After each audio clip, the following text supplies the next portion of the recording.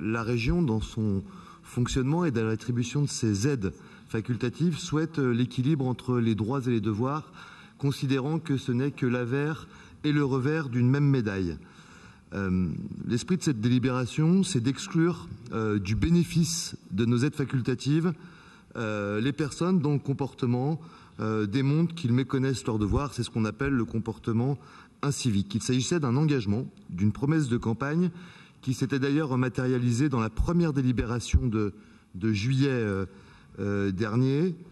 Aucune aide pour ceux qui ne respectent pas les autres, qui ne respectent pas les équipements publics, qui ne respectent pas l'autorité, qu'elle soit celle de l'enseignant, du conducteur de bus ou de ses camarades de classe.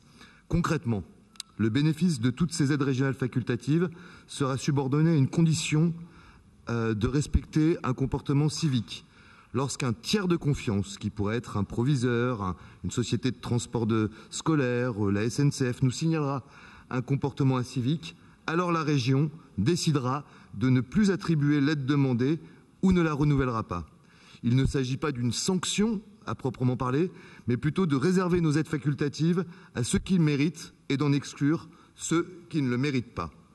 À la suite de cette délibération qui met en œuvre l'un des engagements de campagne, tous les règlements des aides facultatives régionales seront modifiés pour insérer une nouvelle clause de perte du bénéfice de l'aide concernée en cas de comportement incivique. Il s'agit au fond de revenir à l'essence du contrat républicain. Chacun s'engage dans ce contrat et ceux qui tentent de s'en soustraire en perdent le bénéfice. Jean-Paul Sartre disait « Un droit n'est jamais que l'autre aspect d'un devoir ».